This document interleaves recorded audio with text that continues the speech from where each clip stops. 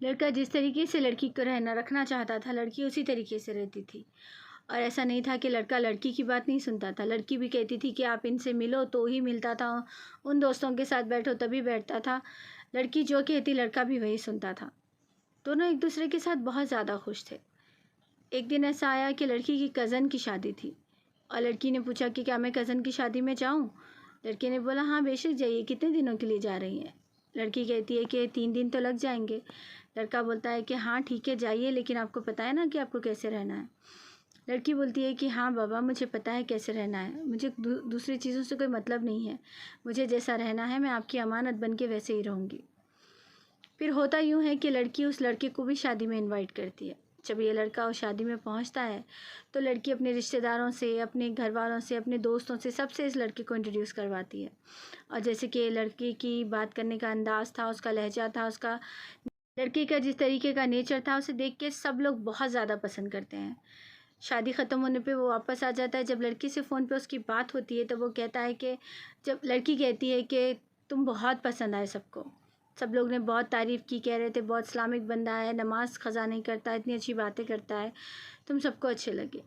लड़का बोल रहा है कि ठीक है, कब वापस आओगी? लड़की ने बोला कि हाँ फ़ंक्शन जैसे ख़त्म हो जाएगा मैं आ जाऊँगी वापस। ऐसे ही करते करते करते 1 दिन, 2 दिन, 3 दिन तो गुज़र चुके, लेकिन लड़की फिर भी वापस नहीं आई और बहुत ही कम उन लोगों की बात होना शुरू हो गई। लड़का ये बात से बहुत परेशान होता था कि इसने तो 3 दिन बताया था लेकिन ये अब तक नहीं आई। और जब भी लड़की से बात होती, लड़की बोलती कि नहीं मुझे ये लोग जाने नहीं दे रहे हैं, मुझे ये लोग आने नहीं दे रहे हैं, और फ़ोन पे क्यों क्यों ठीक से बात नहीं कर रही हो? पूछने पे लड़की बोलती कि क्या करूँ, कोई ना कोई आ जाता है और मैं नहीं कर सकती उनके सामने बात, इसलिए मैं आपसे बात नहीं कर पा रही हूँ। लड़का लड़का बहुत उदास होकर उससे पूछता है कि तुम तो मेरे बगैर एक पल भी नहीं रह सकती थी, फिर तुम ऐसे कैसे कर सकती हो? 15 दिन हो गए तुम अभी लौट के नहीं आई। लड़के की ये उदासी देख के फाइनली लड़की वो लौट आती है और जब लौट आती है लड़का दौड़ते हुए उससे मिलने के लिए जाता है।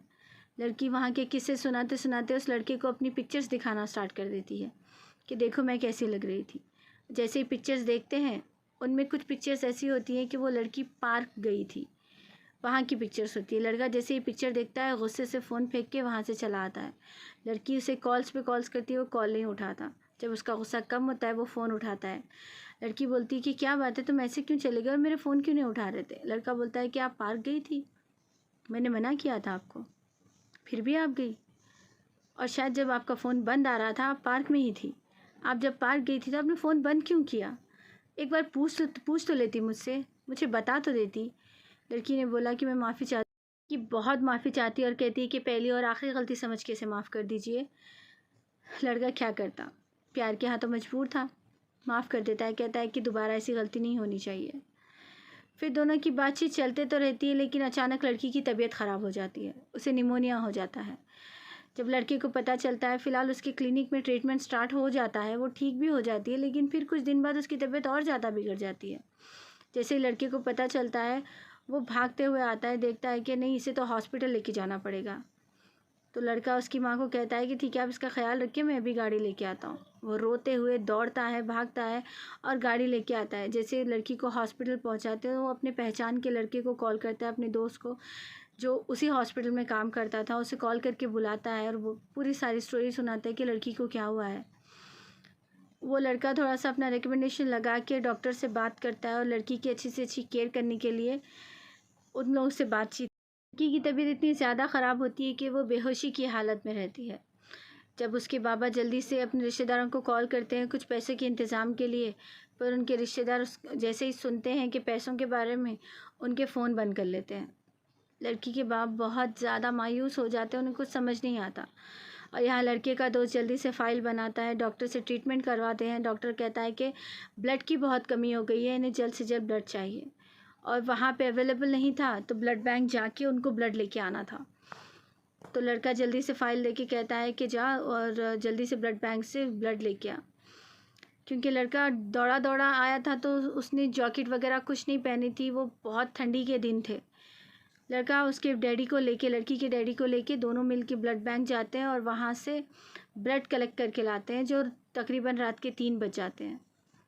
लड़का सर्दी से कपकपाते हुए रहता है और वो जल्दी से ब्लड ला के देते हैं। ब्लड उस लड़की को लड़की की हालत जैसे स्टेबल होती है, लड़की की माँ उसे सब कुछ बताती है कि तुम्हारे बाबा ने कॉल किया था रिश्तेदारों को, लेकिन उन्होंने फ़ोन बंद कर लिया।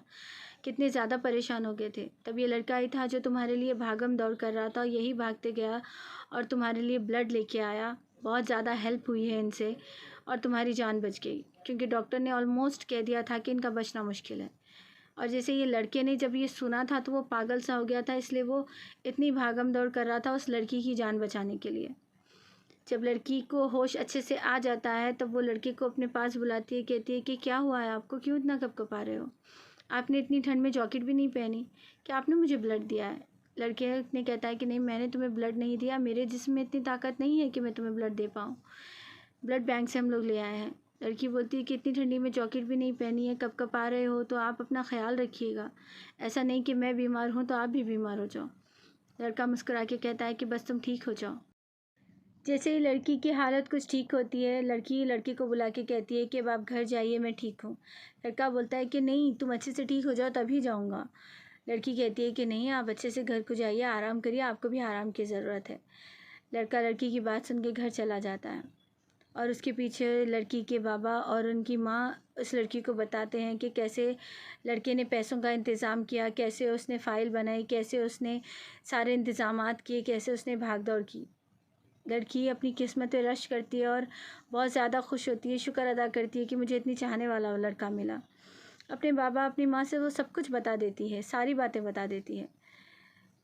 जब लड़का अपने घर जाता है, वो नमाज़ पढ़ता है, तहज्जुद की नमाज़ पढ़ता है, वज़ीफ़े पढ़ता है, दुआएँ करता है कि बस ये लड़की ठीक हो जाए, बस ये लड़की ठीक हो जाए, चाहे कुछ भी हो जाए, इसे कुछ नहीं होना चाहिए। इसकी दुआओं का, इसकी इबादत का ही असर था जो लड़की मौत के मुँह से लड़की की बहन लड़की को समझाती है कि लड़के ने उसके लिए क्या-क्या सैक्रिफाइसेस किए, कितनी इबादत की, कितनी भागम-दौड़ की, कितना उसके बारे में सोचा, कितना उसका ख़्याल रखा और आज उसे उठा के बिठाया। और लड़की ये सब सुन के बहुत ज़्यादा खुश होती है। इस लड़की की बहन कहती है कि चाहे जो हो जाए इसे मत खोना, क्योंकि इतनी मोहब्बत करने वाला तुम्हें नहीं मिलेगा। लड़की कहती है कि इसके बगैर एक पल नहीं रह सकती, तो खोना तो बहुत दूर की बात है। लड़की की तबीयत ठीक होता देख के ये लड़का भी बहुत ज़्यादा खुश होता है। फिर ऐसा होता है कि लड़की की पढ़ाई ऑलमोस्ट कंप्लीट हो जाती है। उसे अपनी आगे की पढ़ाई, आगे की ट्रेनिंग के लिए उसे विदेश जाना होता है। लड़की के पास वो आता है, आके इजाज़त लेने के लिए कहता है कि मुझे विदेश जाना होगा, मुझे आगे की पढ़ाई कंप्लीट करनी है और घर में भी थोड़े से प्रॉब्लम्स है, उसे भी क्लियर करना है, जिसके लिए मेरा जाना ज़रूरी है। लड़की कहती है कि नहीं, ऐसे नहीं हो सकता, आप मेरे सर पे हाथ रख के कसम खा चुके हो कि आप मुझे छोड़ के कहीं नहीं जाओगे। लड़का कहता है कि पागल, मैं तुम्हें छोड़ के कहाँ जा रहा हूँ।